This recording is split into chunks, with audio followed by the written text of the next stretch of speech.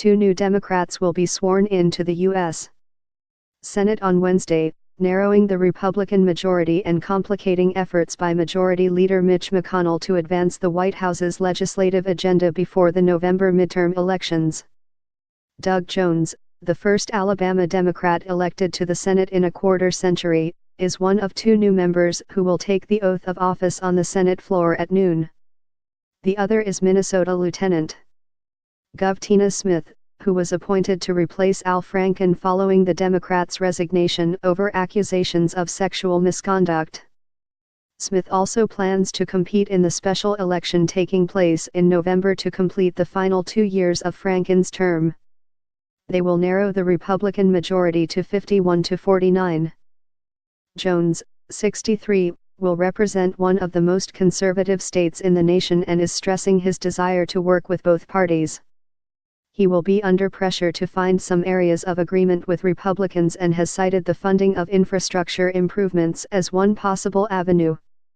I will be an independent voice and work to find common ground with my colleagues on both sides of the aisle to get Washington back on track and fight to make our country a better place for all, Jones said after defeating Republican Roy Moore in a special election rocked by allegations of sexual misconduct against Moore. Jones will take the seat once held by Attorney General Jeff Sessions. Democrat Doug Jones' historic victory over Republican Roy Moore was declared official Thursday as Alabama election officials certified him the winner of the special Senate election, despite Moore's last-minute lawsuit claiming voter fraud. Jones defeated Moore on December 12 by 21,924 votes in a stunning. Democrat Doug Jones' historic victory over Republican Roy Moore was declared official Thursday as Alabama election officials certified him the winner of the special Senate election, despite Moore's last-minute lawsuit claiming voter fraud. Jones defeated Moore on December 12 by 21,924 votes in a stunning. Before the Senate seat belonged to Sessions, it belonged to the man Jones considered his mentor, the late Sen. Howell Heflin. Jones worked for Heflin as a staffer after graduating from law school in 1979. Heflin was the last Democrat to represent Alabama in the U.S. Senate. Jones said for that reason, Wednesday will feel something like a homecoming, bringing his career full circle. During the swearing-in, Jones will be wearing a pair of Heflin's cufflinks. Jones plans to place one of Heflin's cigar boxes in his office.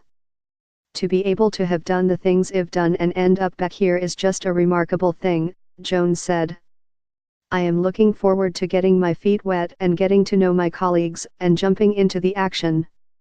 Sen-elect Doug Jones, Diala, has tapped Dana Gresham, a fellow Alabamian who served in the Department of Transportation under President Barack Obama, to become his chief of staff, and former Senate staffer Sansaria Ann Bishop Berry to advise his transition, a victory for minority groups that Sen-elect Doug Jones, Diala, has tapped Dana Gresham, a fellow Alabamian who served in the Department of Transportation under President Barack Obama, to become his chief of staff, and former Senate staffer Sansaria Ann Bishop Berry to advise his transition, a victory for minority groups that